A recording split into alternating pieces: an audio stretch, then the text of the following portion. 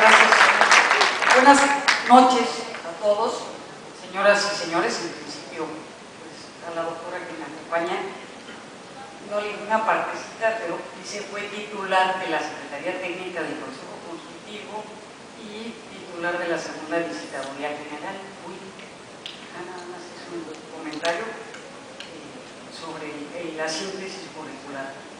Bueno, agradezco la invitación que me han realizado para participar en este coloquio La Sociedad en el Estado Constitucional, Derechos Humanos, que organiza la Universidad Veracruzana, y exponer el tema el fuero militar en un Estado constitucional acorde con el derecho internacional de los derechos humanos. Especialmente agradezco la presentación de la doctora Gloria Dulce. También agradezco todas las atenciones de la doctora Marisol Luna Leal y a todos los organizadores de este importante evento. En principio, abordaré el inicio del término fuero, la época en que surge el Estado constitucional, en donde se estableció el derecho o principio constitucional de igualdad y que los militares deben subordinarse al poder civil. Desde la época en que se establece el Estado constitucional o el Estado moderno, se plasmó que los militares debían subordinarse a un poder civil. En segundo término, veremos cuál es el marco jurídico que hay al respecto en diversos países y el debate que ha abierto la Corte Interamericana de Derechos Humanos. En este rubro analizaremos las constituciones que le dan participación al Poder Judicial y las que restringen o ya no contemplan dicho fuero. Ahí cabe la pregunta: ¿el fuero militar es característico de una vieja constitución autoritaria o, por decirlo de otra forma, existe como un rasgo absolutista, siendo que hoy en día deben de prevalecer estados democráticos y de derecho? De manera breve también me referiré al caso particular de México, en donde existe el artículo 13 de la Constitución y un gran número de tesis de la Suprema Corte de Justicia de la Nación, en donde mencionan estas tesis, o todas las tesis, la mayoría de las tesis que ha emitido la Suprema Corte de Justicia de la Nación, que si un militar comete un delito del orden común o federal en el ejercicio de sus funciones o con motivo de estas, por ejemplo, homicidio,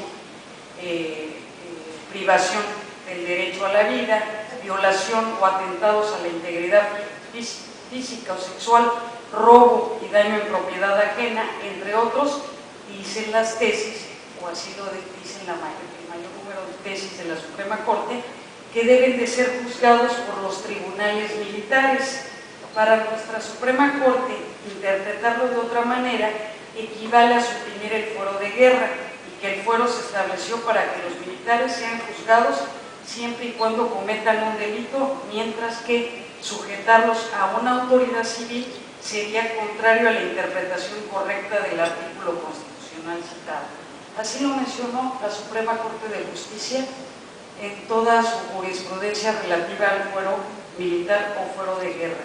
Incluso en esta interpretación, la Suprema Corte durante muchos años ha ido más allá, señalando que basta con que el militar se encuentre como miembro activo para que éste sea sometido a la jurisdicción militar. De lo anterior se observa que la interpretación constitucional del fuero militar no es acorde con lo señalado en la época en que surge el Estado constitucional o moderno, ya que entonces los militares no se subordinan al poder civil en materia de delitos ni respetan diversos principios que señalan las constituciones desde el siglo XVIII, entre estos el principio de igualdad, y esto ha sido por disposición de nuestro Poder Judicial, no fue propiamente culpa de la Constitución de 1917, sino que fue la interpretación del Poder Judicial y del Código de Justicia Militar. Sin embargo, en julio de 2011, la Suprema Corte de Justicia cambió la interpretación anterior, ajustándose ahora sí a lo expresamente señalado por la Constitución. Por ello, cabe nuevamente la reflexión en el entendido de que hoy en día deben de prevalecer el Estado constitucional y los sistemas democráticos, pero el fuero militar es una característica de una vieja constitución autoritaria o existe como rasgo absolutista sin estar establecido propiamente en la Constitución, sino en la interpretación judicial. ¿Esto a qué me refiero? Que la Constitución puede estar apegado al Estado constitucional y democrático de derecho, pero una interpretación del Poder Judicial puede tener rasgos de carácter absolutista. Por último, proporcionaré algunas conclusiones y perspectivas respecto a la necesaria reinterpretación constitucional del fuero de guerra en un Estado democrático por parte tanto del Poder Judicial como del Poder Legislativo. No solo el Poder Judicial interpreta las normas. El artículo 72 de nuestra Constitución dice que el Legislativo, al elaborar las normas, seguirá el mismo procedimiento para su modificación, derogación o abrogación, y que interpretará en ese procedimiento legislativo la misma norma. Entonces, le corresponde tanto al Poder Judicial como al Poder Legislativo interpretar, en donde, derivado del análisis del derecho comparado, se presentan varias opciones en esta materia. Veamos el fuero militar en los países democráticos. El fuero militar es un tema que no ha sido muy desarrollado y los tratados internacionales tampoco lo abordan específicamente, por lo que para su conocimiento se tiene que realizar un ejercicio de interpretación armónica de las disposiciones que existen en torno a este, así como sus antecedentes histórico-jurídicos. En España vemos que se halagaba a quienes quisieran poblar las regiones de la península y para premiarlos se le otorgaban concesiones y privilegios a aquellos que fueran a colonizar. Es así que el fuero se plasma en un estado absolutista. Todos los fueros, todo lo que veamos que dice fuero legislativo, fuero militar, fuero de imprenta, etcétera, son plasmados en un estado absolutista. En el siglo XVIII se da el surgimiento del Estado constitucional, liberal o moderno o de derecho, y en donde la Declaración de los Derechos del Buen Pueblo de Virginia de 1776 señaló que ningún hombre o grupo de hombres tienen derecho a monumentos exclusivos o privilegiados, que en tiempo de paz los ejércitos deben de evitarse por peligrosos para la libertad. Esto es que desde el siglo XVIII los ejércitos deben de estar en los cuarteles y deben de evitarse cuando hay paz en algún país, y que en todos los casos los militares deben subordinarse al poder civil. Esto lo dijo la Declaración de los Derechos del Buen Pueblo de Virginia. Luego tenemos la Declaración de Independencia de los Estados Unidos de 1776, que plasmó una acusación al rey de la Gran Bretaña. Cito: se dijo en esa época que el rey ha atentado contra la libertad civil de los ciudadanos, manteniendo en tiempos de paz tropas armadas, procurando hacer al militar independiente y superior al poder civil.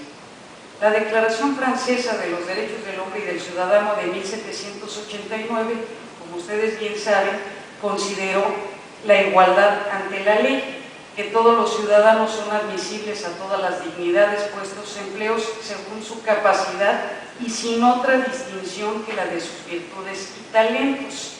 Todos pues sabemos también lo que señala el artículo 16 de esa declaración, que si no están garantizados los derechos fundamentales y la división del poder, pues entonces no se tiene una constitución.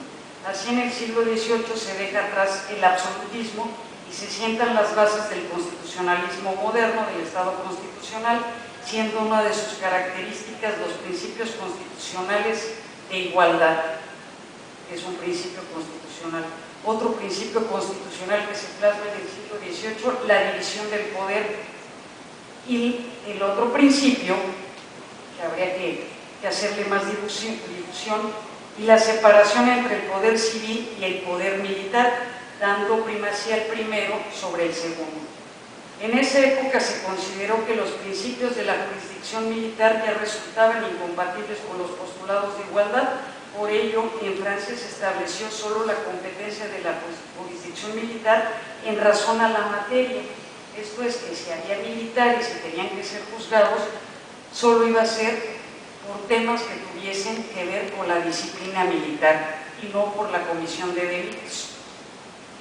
Pese a los movimientos anteriores, no todos los fueros desaparecieron. Por ejemplo, la Constitución de Cádiz de 1812, que se juró en la Nueva España el 30 de septiembre de 1812, conservó el fuero de los legisladores y el de los cuerpos de la Casa Real, mientras que la Constitución mexicana, la liberal de 1857, a pesar de ser liberal, dejó subsistente el fuero de imprenta, el fuero de los legisladores, que todavía nos causa muchos problemas y que la sociedad critica que los legisladores tengan fuero, y también dejó subsistente esta Constitución liberal el fuero militar. Así se desprende que muchos países toleraron el fuero militar en sus constituciones, interpretándose no solo en razón a la materia, sino en razón a la persona. Esto es que tenían privilegios por el hecho de ser simplemente militar, y ya no se veía si incumplían la disciplina militar. Simplemente por el hecho de ser militares van a tener privilegios.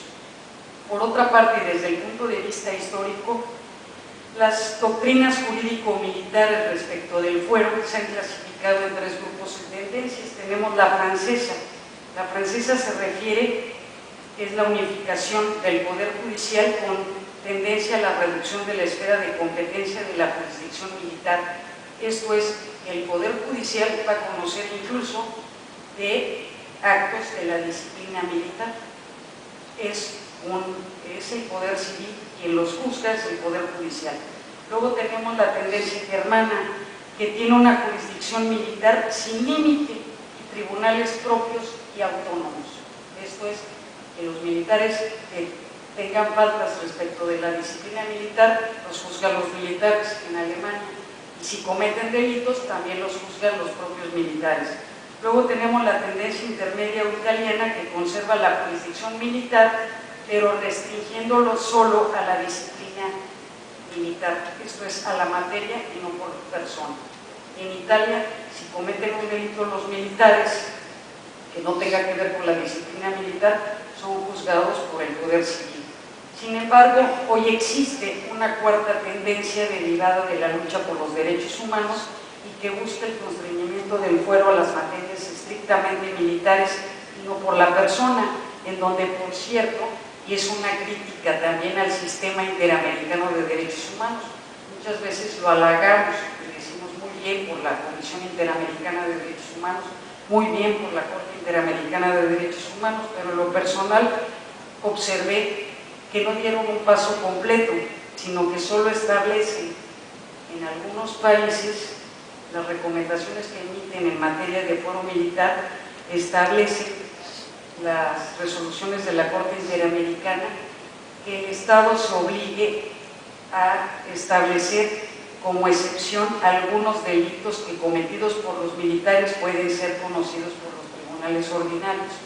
Es decir, que el sistema interamericano no dio el paso completo, sino dijo un listado de delitos que pueden cometer los militares, solo vamos a decirle a este país o a este Estado que es responsable en materia de violación que conozcan los tribunales civiles cuando cometen, por ejemplo, delitos de lesa humanidad, desaparición forzada de personas, tortura, pero no amplían el catálogo de derechos fundamentales que pueden ser violados.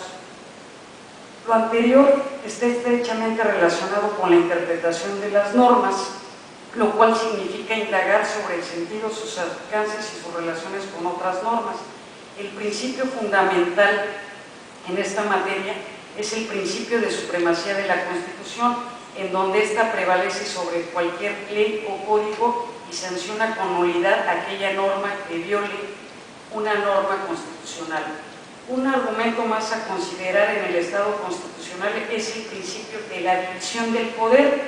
En nuestro caso, las Fuerzas Armadas dependen del Poder Ejecutivo, por lo que no tienen como función propia la de administrar justicia. El Ejecutivo no administra justicia, puede procurar justicia. ¿Esto qué significa?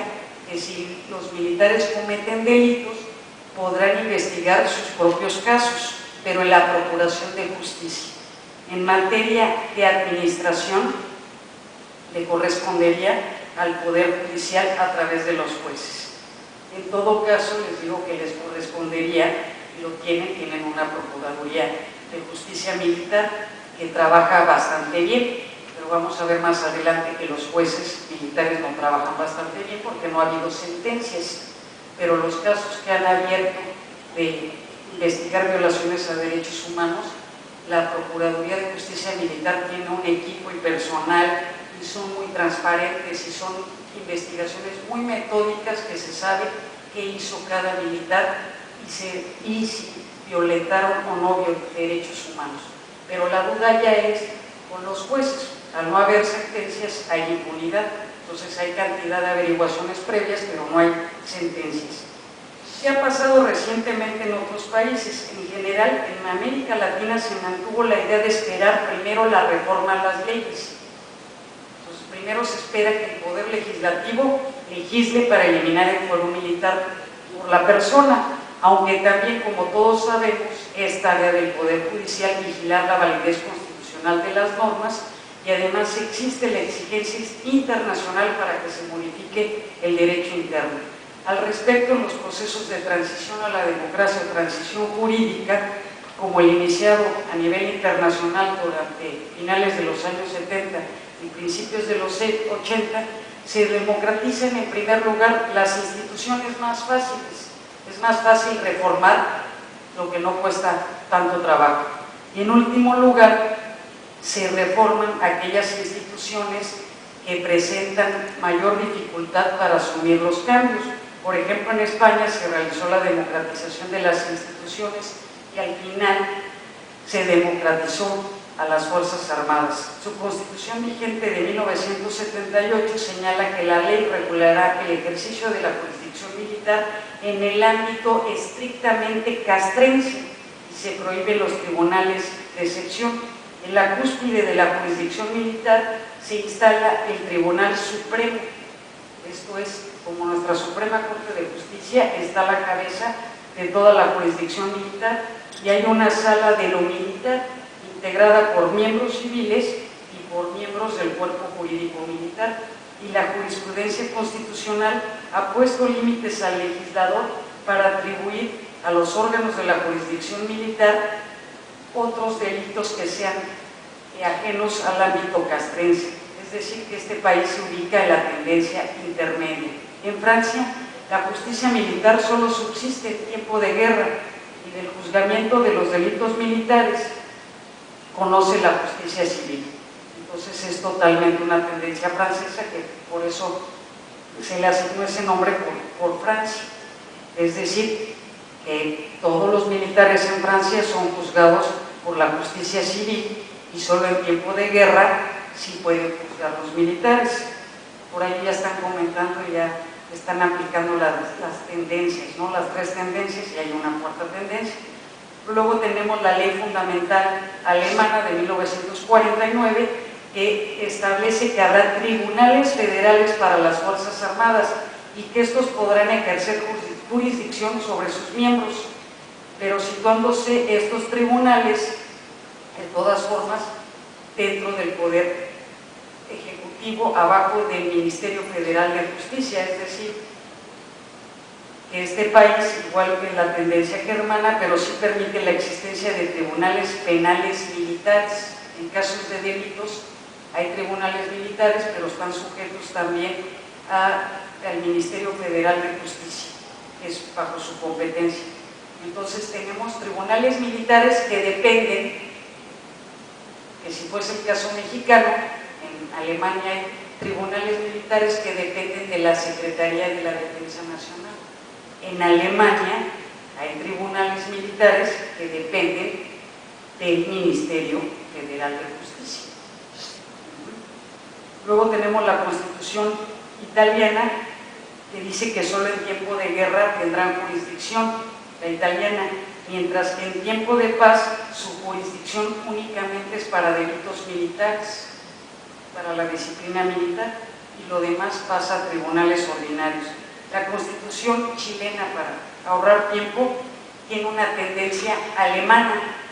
No nos extraña que Chile tenga esa tendencia alemana y quien regula todo el proceso penal es el Código de Justicia Militar, tanto para la disciplina militar como para cualquier delito que cometan los militares. Se juzgan ellos mismos. La Constitución de Guatemala de 1985, en 1996, se estableció que la jurisdicción en los delitos o faltas esencialmente militares corresponden a los tribunales militares, pero en los casos de delitos o faltas comunes, conexos o cometidos por militares, se aplicará el Código Procesal Penal y serán juzgados por tribunales ordinarios. Esto es tendencia intermedia. La Constitución de Honduras, también hubo modificaciones en 1993, se determina que se entiende por fuero de guerra el conjunto de normas contenidas en la legislación penal militar, pero solo por la comisión de delitos o falta de naturaleza estrictamente militar. Esto es otra vez tendencia intermedia. La Constitución de Nicaragua, con reformas de 2005, menciona que los delitos y faltas militares serán conocidos por los tribunales militares, mientras que los delitos y faltas comunes serán conocidos por los tribunales ordinarios. Nuevamente encontramos tendencia intermedia, entonces son pocos los que tienen una tendencia alemana. La Constitución de Perú establece que no existe ni puede establecerse jurisdicción alguna independiente con excepción de la militar, pero en 2001 se creó una Comisión de la Verdad y Reconciliación Nacional para esclarecer los hechos de violencia ocurridos durante 1980 a 2000, en donde se concluyó que los militares que cometan delitos contra la humanidad, como son la tortura, la desaparición forzada, el genocidio, deben de ser juzgados por tribunales ordinarios. Y en 2006 se modificó este Código de Justicia Militar para establecer esos tres delitos: tortura, desaparición forzada y genocidio. Esa es la tendencia, digamos, del contexto internacional o de la Corte Interamericana de Derechos Humanos, que es la cuarta tendencia, que como les señalé, pues no dio el paso completo, sino nada más señalan unos cuantos delitos para que sean juzgados por los tribunales militares. Si somos sinceros, y como luego me gusta hablar en voz alta, yo creo que la Corte Interamericana de Derechos Humanos tuvo que negociar con los militares de distintos países para que aceptaran 3 delitos o 4 delitos, pero es para dar un paso más allá. Por ahí alguien comenta o me comenta, bueno, pero es un paso, lo malo es no dar el paso.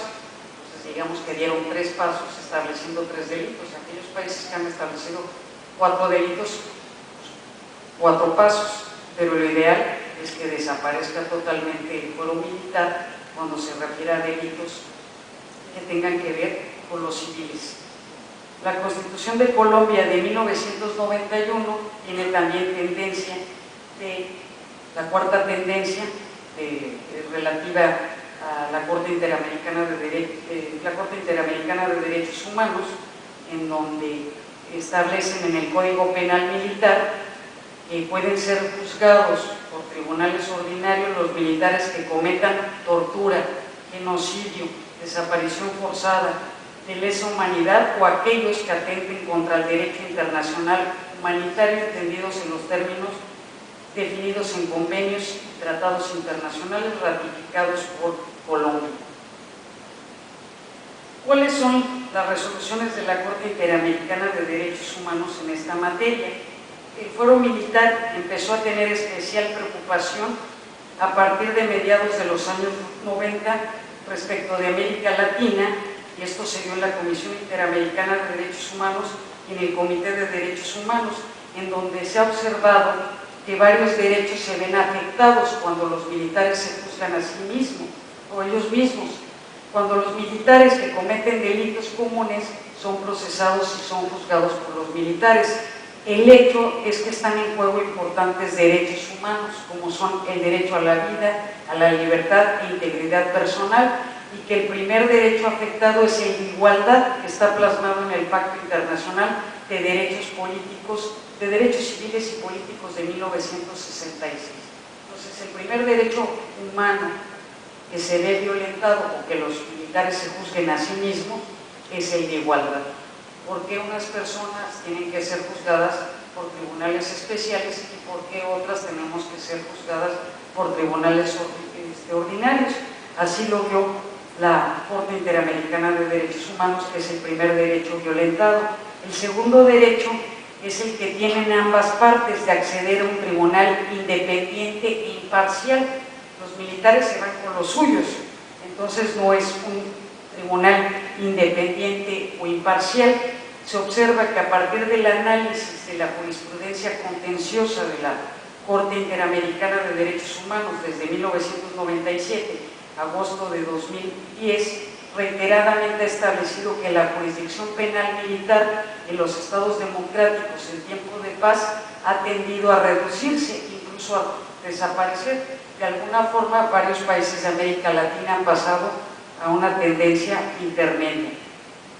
Ha establecido también la Corte Interamericana que la jurisdicción penal militar no es el fuero competente para investigar y en su caso juzgar y sancionar a los autores de violaciones de derechos humanos, sino que el procesamiento debe corresponder a la justicia ordinaria. Es por ello que la Corte ha indicado que si la justicia militar asume competencia sobre un asunto que debe de conocer la justicia ordinaria, entonces se ve afectado el derecho a un juez natural y al debido proceso, el cual a su vez se encuentra íntimamente ligado al propio derecho de acceso a la justicia. Es de resaltar que la Corte Interamericana destaca que cuando los tribunales militares conocen de actos constitutivos de violaciones de derechos humanos en contra de civiles, ejercen jurisdicción no solamente respecto al militar, sino también respecto a la víctima civil. Entonces, si los militares violentan derechos humanos, son juzgados por los militares, pero ¿dónde están los derechos de las víctimas? Que no los puede garantizar un tribunal militar. Entonces, que tienen derecho a participar la víctima civil en el proceso penal, no solo para efectos de la reparación del daño, sino también para hacer efectivos sus derechos a la verdad y a la justicia.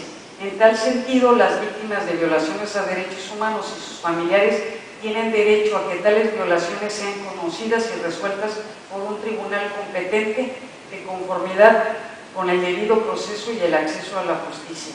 La Corte Interamericana ha observado que la jurisdicción militar no ofrece las garantías de independencia e imparcialidad necesarias para el juzgamiento de casos que involucran a militares. Así, características como la subordinación del Poder Ejecutivo, la subordinación jerárquica y la situación de actividad de los magistrados militares que ejercen la función jurisdiccional impiden que el fuero militar sea considerado como un verdadero sistema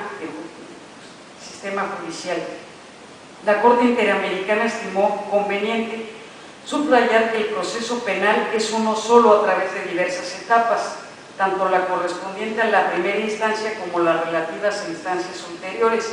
En consecuencia, el concepto del juez natural y el principio del debido proceso legal rigen a lo largo de todas estas etapas y se proyectan sobre las diversas instancias procesales, y considera que la sola posibilidad de que las decisiones emanadas de tribunales militares puedan ser revisadas por autoridades federales, como es el caso de México, que las resoluciones de tribunales militares pueden ser revisadas por autoridades federales.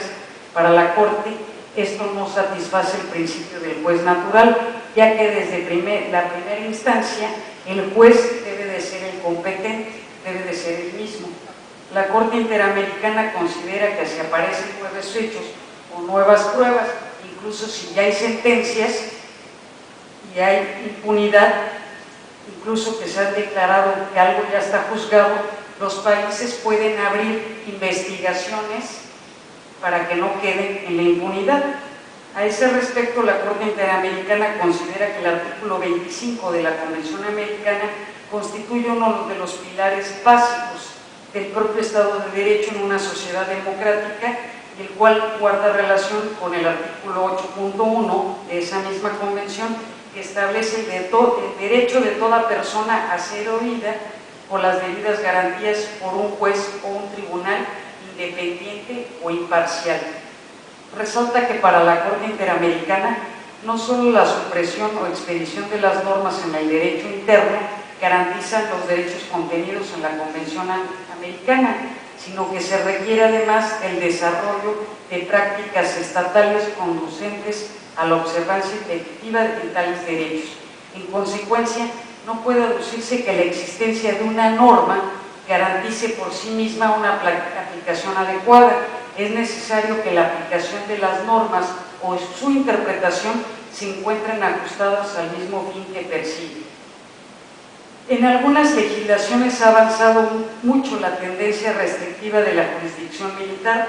Se agrega la exigencia sobre la circunstancia requerida para que actúe aquella jurisdicción solo en tiempo de guerra, y esto es un voto o un voto razonado concurrente del doctor Sergio García Ramírez, que estableció que en algunas legislaciones en las que ha avanzado mucho más la tendencia restrictiva de la jurisdicción militar, se agrega una exigencia sobre la circunstancia requerida para que actúe aquella jurisdicción, tiempo o situación de guerra.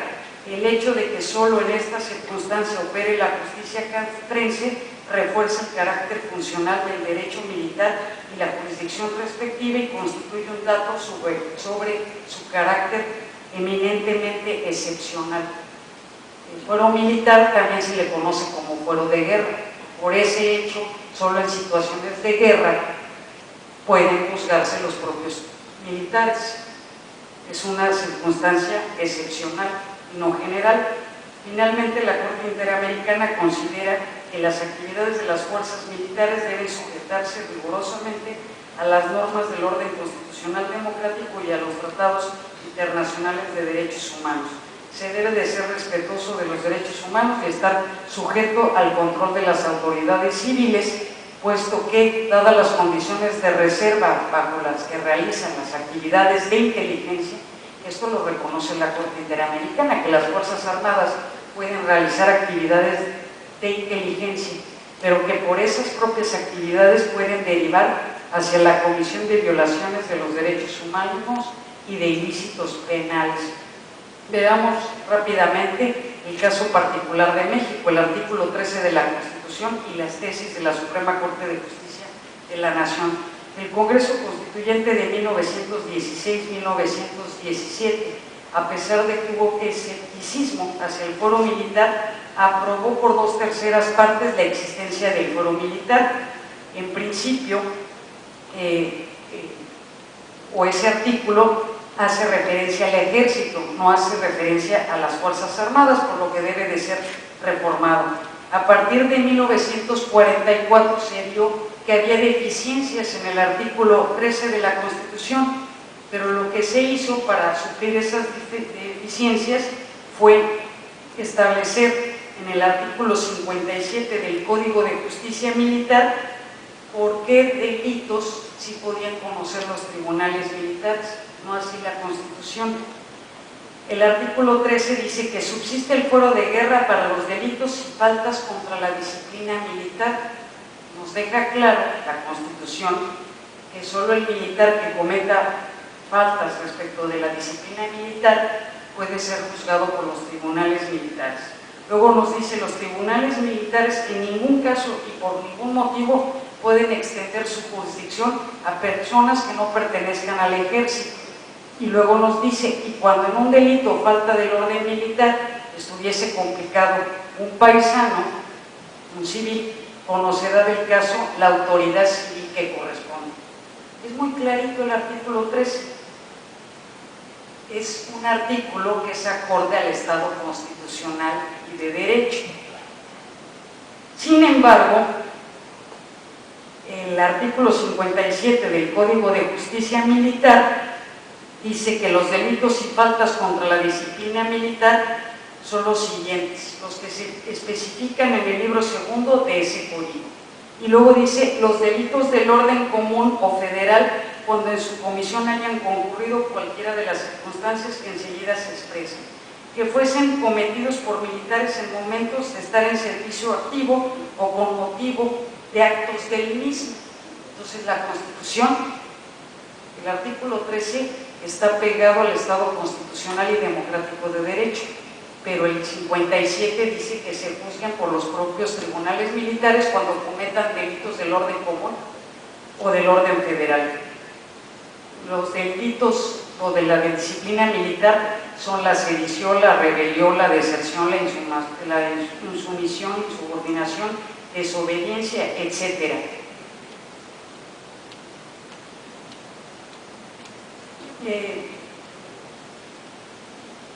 Es clara la Constitución, a manera de resumirles, es apegada, que dijo lo que tenía que decir. Sin embargo, el último párrafo del artículo, el tercer supuesto del artículo 13, cuando se refiere a que esté implicado un paisano, lo juzgará la justicia civil. Este es el que nos puede ocasionar, digamos, mayores problemas para su interpretación, en donde nos menciona que esta última parte pretende definir claramente qué pasa cuando se da la comisión de un delito del orden militar, esto es, el cometido por los militares en el ejercicio de sus funciones o por motivo de estas, pero que estuviese implicado un paisano, alguien que no pertenece a las Fuerzas Armadas. En este caso, se reafirma que debe de ser juzgado por los tribunales militares. En este caso, ¿quién los debe de juzgar? Como se prestaba a una mala interpretación, pues resulta que todas las tesis de la Suprema Corte de Justicia, incluso una de mayo de 2011, señaló que si un militar en el ejercicio de sus funciones o con motivo de estas comete un delito, sin importar que lo haga con la complicidad de un civil o en perjuicio de este, debe de ser juzgado por los tribunales militares. Y dice esto de acuerdo al artículo 13 de la Constitución, cuando es mentira. El artículo 13 nunca estableció eso. Y dice, de acuerdo con el artículo 13 y al artículo 57 de la Constitución. Esta fue la interpretación. Sin embargo, a partir de la resolución de la Corte Interamericana de Derechos Humanos, que yo creo que ya fue comentada, que fue el 23 de noviembre de 2011, se hacen recomendaciones al Estado mexicano para que sean los tribunales ordinarios quien juzguen a los militares. A ese respecto, el 18 de octubre de 2010, el Poder Ejecutivo presentó a la Cámara de Senadores una iniciativa de decreto para reformar el Código de Justicia Militar, pero no solo el Código de Justicia Militar, sino la Ley Orgánica del Poder Judicial de la Federación, el Código Penal Federal, el Código Federal de Procedimientos Penales y la ley que establece las normas mínimas para la readaptación social de los sentenciados. En la exposición dice que es importante precisar que la libertad personal, la integridad física y la vida son los bienes más preciados de nuestra sociedad y que el cumplimiento a la recomendación del caso Rosendo Radilla Pacheco es que se modifique el artículo 57. Pero dice que la iniciativa solo para los delitos de desaparición forzada de personas, violación y tortura. Esos tres casos son muy difíciles de acreditar. Entonces, desde ahí empezamos, que otra vez se quiere establecer solo tres delitos que son muy difíciles de acreditar. Y luego dice que si en esos casos lo considera la justicia militar, los enviará a los tribunales ordinarios, se los deja al Ministerio Público Militar, si es su voluntad, si encuentra elementos para enviarlos a la justicia civil. Así es que, pues lo que dijo la exposición de motivos, que era para la libertad personal, la integridad física y la vida, que son los bienes más preciados de nuestra sociedad, pues no se incluyeron entonces el delito de homicidio y las lesiones, entre otros delitos. Es preocupante esta iniciativa, no se ha comentado mucho al respecto, pero también pretenden crear una policía ministerial militar que tenga como facultad entrevistar a testigos útiles. ¿Quiénes podemos ser testigos útiles? Cualquiera. Entonces, si aprueban esta iniciativa, la policía ministerial nos puede entrevistar, realizar detenciones, inspecciones personales y recoger objetos que tengamos en nuestro poder. Situaciones que hoy las pueden hacer, pero siempre deben de estar acompañados de una autoridad civil. Pero con esta iniciativa se pretende facultar a los militares para que nos puedan catear, para que nos puedan detener, para que nos puedan recoger nuestras pertenencias, y todo esto, si llegasen a aprobar esta iniciativa que dice que tiene que ver con eliminar el fuero militar, en realidad es una reforma penal militar, estaría en contra del artículo 13 de la Constitución, que señala a los tribunales militares en ningún caso y por ningún motivo podrán extender su jurisdicción sobre personas que no pertenecen al ejército. Entonces, ¿nosotros qué tenemos que ver con los militares? No solo basta que anden en las calles, que está legalmente permitido por el artículo 89, pero ahora resulta que con esta iniciativa nos van a catear, nos van a detener y vamos a ser testigos. Y puede llegar cualquier militar de aprobarse esta reforma. Sin embargo, en junio y julio de 2011, como ustedes saben, se dio la reforma constitucional en materia de derechos humanos, que de alguna forma está en estrecha relación con el fuero militar, porque se trata de que sean respetados todos nuestros derechos humanos que están en los tratados internacionales, y por ello también las resoluciones de la Corte Interamericana de Derechos Humanos. También el 11 de julio se emitió una resolución por parte de la Suprema Corte de Justicia, en donde pues, se determina que ya pueden conocer la justicia civil en los casos de Rosendo Padilla Pacheco, y también los casos de Inés Fernández Ortega y Valentina Rosendo Cantú. El 12 de agosto de 2011, la Procuraduría General de Justicia Militar lo turnó a un tribunal ordinario o autoridades estatales. Otra situación que no les comenté es que con relación a esa iniciativa de reforma penal militar se pretende crear la figura de un juez de sentencia militar, y dice la reforma que si el militar se va a la justicia ordinaria, el juez de sentencia, ya que le dictaron sentencia al militar, el militar sentenciado por 30 años por un tribunal ordinario puede acudir al juez de sentencia, quien puede revocar la sentencia, y que en todos los casos los militares deberán de cubrir su pena en las cárceles militares. Entonces, pues yo no le veo nada que tenga que ver con la supresión del fuero militar, ¿sí? Si no es al contrario, es ampliar los privilegios de los militares. Finalmente, el 4 de octubre también se publicó la decisión del Tribunal de la Suprema Corte de Justicia, que pues abre un abanico de posibilidades, en donde ya felicité personalmente al doctor José Ramón Cosío, porque le dieron un reconocimiento, y en materia del fuero militar, en el aspecto de ministros de la Suprema Corte de Justicia, pues él es el que más ha hecho en esta materia, y uno de sus mayores avances es que a raíz de las decisiones de la Suprema Corte de Justicia, y ya determinado que ciertos casos se vayan a tribunales ordinarios, si se siguen presentando más casos de violaciones por militares que son llevados a la Suprema Corte de Justicia, el artículo 57 del Código de Justicia Militar puede ser declarado inconstitucional en su totalidad. Entonces, a manera de conclusión, solo voy a leer una pregunta, porque la Suprema Corte de Justicia ya se apegó en su interpretación a un Estado constitucional y democrático de derecho, situación que no había hecho con anterioridad. Pero aquí queda una pregunta más: ¿el Poder Legislativo qué hará al respecto? ¿Respetará el Estado constitucional y el derecho internacional de los derechos humanos? Porque tiene dos tareas pendientes: la reforma al artículo 57 del Código de Justicia Militar, y la otra, la iniciativa penal militar, que si los legisladores no observan que es inconstitucional, pues imagínense qué tipo de Estado constitucional y democrático nos van a meter a todos los ciudadanos y ciudadanas. Muchas gracias.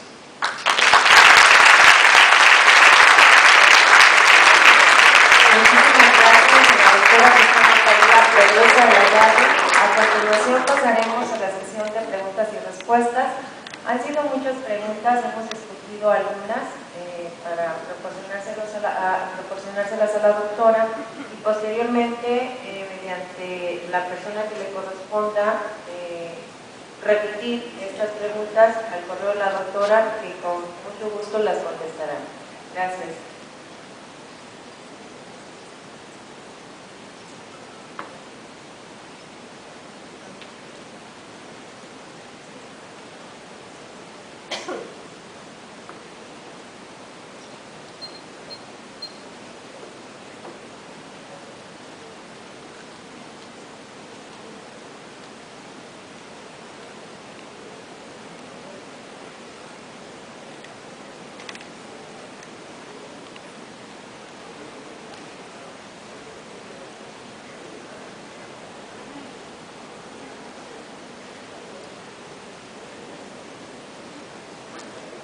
Una pregunta en su opinión, ¿a qué se le atribuye que las leyes castrenses no tengan reformas significativas y que aún tengan matices porfiristas?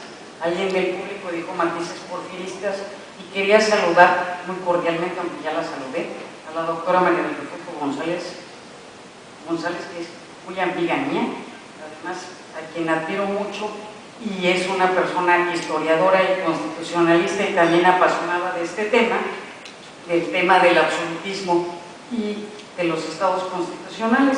Entonces, ¿a qué se debe que las leyes castrenses no tengan reformas significativas y que tengan matices, digamos, absolutistas? En materia de transiciones jurídicas, aunque en el siglo XVIII se haya transitado hacia el estado constitucional o moderno, si ahorita nos dicen hagamos una constitución, vamos a tomar normas del régimen anterior. Entonces, por más que se estableció que íbamos a pasar a un estado constitucional y moderno, hay normas que prevalecen del absolutismo y que van prevaleciendo en el sistema jurídico, como puede ser que el presidente de la República en nuestro país pues solo es responsable por ciertos delitos graves. En realidad, en el absolutismo era responsable ante Dios. ¿Y ante quién es responsable en México? El presidente de la República. Materialmente, digo, de hecho, ¿ante quiénes han sido responsables todos los presidentes que hemos tenido? Ante Dios. Entonces, es un matiz absolutista, a pesar de estar en un estado constitucional y moderno. Y así les podría dar un sinfín de ejemplos, que todavía tenemos muchas normas absolutistas. A mí lo que más me preocupa es que tengamos normas constitucionales de un Estado democrático y de derecho, pero que la interpretación del legislativo y del Poder Judicial sea absolutista. Y esto lo vamos a ver en muchos servidores públicos y servidoras públicas, que es como una especie de manejo de eslogan. Siempre me ha parecido que algunos servidores públicos conocen la Constitución y se hacen que no la conocen, que conocen el artículo 13 así como si no lo conocieran. Y lo más grave es que ni siquiera hayan leído el artículo 13 en alguna ocasión, y esto pasa con muchos servidores públicos y servidoras públicas en nuestro país. No conocen la Constitución, y si no conocen la Constitución, ¿cómo la vamos a aplicar? Una conclusión a la que he llegado en las últimas investigaciones sobre estos temas, digo, ¿por qué no se aplica nuestra Constitución? Y está en estrecha relación con las religiones. Las constituciones, ¿en qué se basan para que las personas que están de acuerdo a esa religión cumplan con los postulados? Cada religión tiene un libro, cada sociedad tiene un libro. Nuestro libro es la Constitución, y para que sigamos esos principios constitucionales y se aplique la Constitución, primero necesitamos leer el artículo primero hasta el 136. Si nos aprendemos este libro, se va a garantizar el Estado de Derecho. Si no lo leemos, pues nadie va a hacer que se garantice. Y la otra es precisamente a qué se debe, pues que algunos conocen que hay leyes que deben de modificarse, pero no lo quieren hacer. y hay otros servidores públicos que ni siquiera conocen las leyes. Entonces no les podemos estar pidiendo que modifiquen ciertas conductas cuando no las conocen. Entonces, también hay una tendencia actual, conforme una encuesta que está publicada en el Instituto de Investigaciones Jurídicas sobre qué piensa la sociedad. Hay las olas y las contraolas democráticas. Ahorita estamos en una ola en donde los jóvenes piensan como los gobiernos absolutistas. Están buscando la tortura, están de acuerdo con la pena de muerte, entonces no se les ha enseñado la Constitución. Y a manera de comercial, a propuesta del rector de la UNAM, se va a hacer una difusión masiva de una Constitución para niñas, niños, jóvenes y adolescentes para que todos la conozcamos. Porque esto, ¿ustedes creen que lo puede conocer un niño? ¿Ustedes? Dicen sí. Pero bueno, yo les recomiendo que todos debemos repasar cada artículo constitucional, y también se debe a que hay ciertos temas que también he encontrado que no se han tocado. Durante la transición jurídica, a finales de los años 70 y 80 se modificaron muchas leyes, pero los temas que resultaron difíciles no se modificaron. Si ustedes viesen el tema de niñas, lo último que se ha escrito data de 1944. Y en esta investigación lo último que data el fuero militar, que ya va a salir publicado este artículo, que es más amplio, en la revista de cuestiones constitucionales, cuando más habló del fuero militar para suprimirlo fue en 1944, y después se dejó de escribir. Entonces, como unas recomendaciones, busquen temas estudiados en 1944, porque sin duda ya no los hemos estudiado y son los problemas actuales. Hablamos de casinos, vamos a remitirnos a los años 40 y seguramente vamos a encontrar que alguien se dedicó a escribir sobre los casinos, pero ahorita nadie habla sobre los casinos. Y está la problemática, las minas, el fuero militar, los casinos. Bueno, otra pregunta. Estima que el gobierno está en un error al ocupar las Fuerzas Armadas y por orden ocasiona la incidencia de los militares en los delitos resguardados en el cumplimiento de su deber. No, yo lo dije en la ponencia que para mí el Ejecutivo Federal está totalmente facultado. El 89 dice, eso a mí me tocó vivirlo desde el principio, desde 2006-2007, investigarlo. Cuando el presidente saca a los militares a las calles, el artículo 89 dice que el Ejecutivo puede disponer de las Fuerzas Armadas para la seguridad nacional y la seguridad interior. Él puede hacer lo que quiera, y aparte hay jurisprudencia de la Suprema Corte de Justicia que lo faculta, pero siempre y cuando se respeten los derechos humanos. Un dato que no les di, que me causa mucha sorpresa, es que desde 2007 a 12 de octubre de 2011, sin contar las recomendaciones a la Secretaría de Marina, la CNDH lleva emitidas 74 recomendaciones. De esas 74 recomendaciones a la Sedena, 22 son de este año. ¿Qué es lo que está ocurriendo? Y por experiencia personal, los militares investigan, los militares tienen una buena procuración de justicia, los militares indemnizan, pero ¿cuál es el problema? Que no hay sentencias. Si no hay sentencias, hay impunidad. ¿Dónde está la falla? En los jueces. Y eso es lo que debe de cambiar. Yo sería una persona de dejarles que tengan la procuración de justicia porque lo hacen bien y depende del Ejecutivo, pero la administración propiamente y dictar las sentencias tendría que recaer en tribunales ordinarios.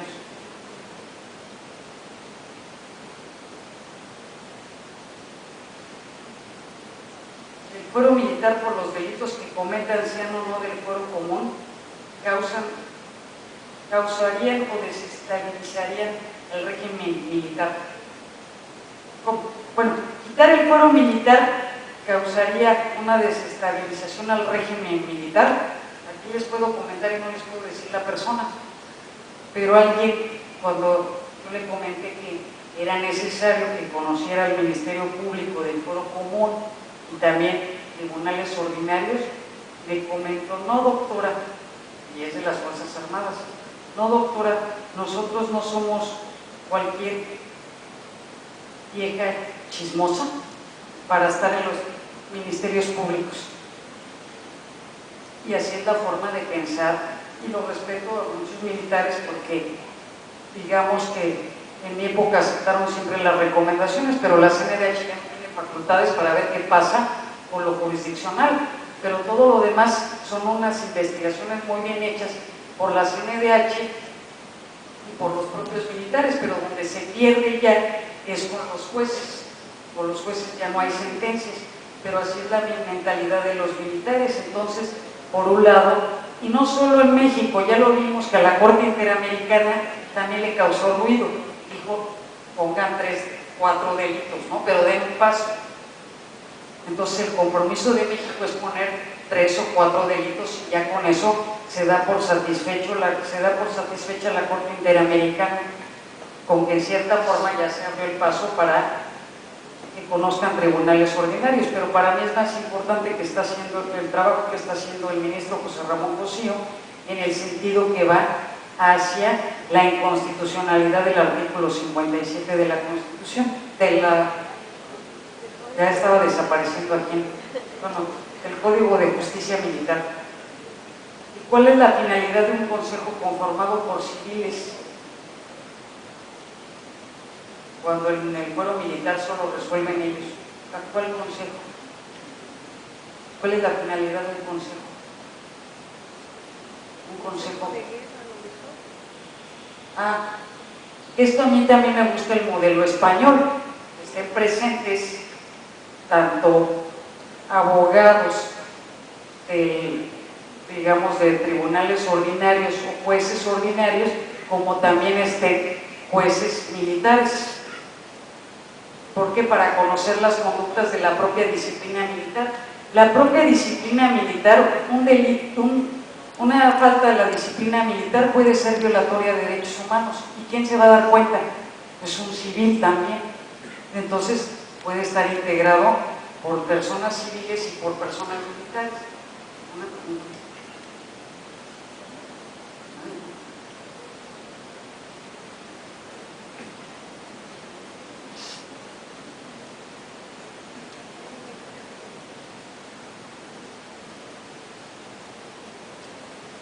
Dice que considera usted qué debería de hacerse para un cambio en la formación de los militares para reducir con esto el caso, los delitos que cometen.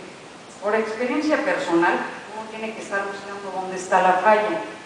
La falla no es de los soldados, la falla no es de los militares, la falla es de los capitanes. Y ese paso faltaría que la Sedena decida capacitar a todo su cuerpo de capitanes, que son los que dirigen cualquier operativo, y enseñarles el uso de la fuerza y de las armas de fuego, porque los militares, los generales, no están en contacto con la sociedad. Los soldados también son respetuosos, pero los capitanes, en todos los casos que a mí me tocó ver, son los que violentaban los derechos humanos. Entonces a esos hay que ponerles especial atención. Ya ni siquiera a los soldados de tropa ni a los generales. Y se han hecho muchos esfuerzos para capacitarlos en materia de derechos humanos. Pero por uno solo, un capitán, pues de esos 20 que tiene a su cargo, 2 o 3 se le escapan, o 10, y ya todo lo que se hizo en materia de derechos humanos para evitarlas, pero los capitanes no han ido a los cursos, porque están asignados a operativos.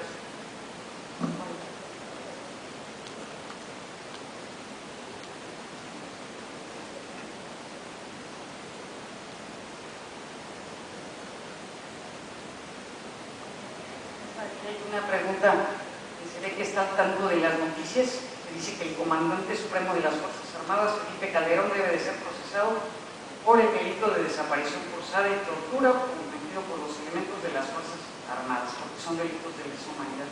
Esto lo sabremos dentro de un año, porque hay un grupo de académicos, de investigadores, que uno vio la forma en que está integrada la demanda, o la denuncia que se va a hacer el 23 de noviembre ante la Corte Penal Internacional está muy bien documentada, pero el gobierno federal ya respondió y en cierta forma también tiene razón. Dice el gobierno federal: he actuado en el marco de la legalidad. Sí, ha sacado a las Fuerzas Armadas conforme al artículo 89, pero lo que hay que investigar es que no ha habido sentencias de esos delitos que se han cometido y entonces hay impunidad. ¿Quién se va a hacer cargo de la impunidad? ¿Va a ser responsable él o los tribunales militares o quién va a ser responsable? Porque eso sí, hay impunidad, no hay sentencias. Todo se hizo conforme a la ley, pero cuando violentaron derechos humanos, se repararon los daños, hay cantidad de indemnizaciones, siempre indemnizan, pero no hay nadie que tenga una sentencia. Entonces, pues ya se verá qué pasará con la Corte Penal Internacional, que hasta un año después tiene que resolver este asunto. Y además, pues son muchas asociaciones civiles expertas en migrantes, expertas que han acudido a todos los organismos internacionales y tienen muy buena experiencia en el manejo de presentación de este tipo de denuncias. Y precisamente también el gobierno federal argumentó que actuó conforme a la ley, pero que seguramente que tienen que agotar las instancias internas, pero alegan ese grupo que va a presentar la denuncia que no está tipificado los delitos de lesa humanidad. Como todo lo agruparon como delitos de lesa humanidad, no se puede juzgar en el gobierno mexicano a alguien por delitos de lesa humanidad. Esa es la respuesta que otra vez ya dio el grupo que hizo esa denuncia. Entonces están así, ya veremos que se resuelve.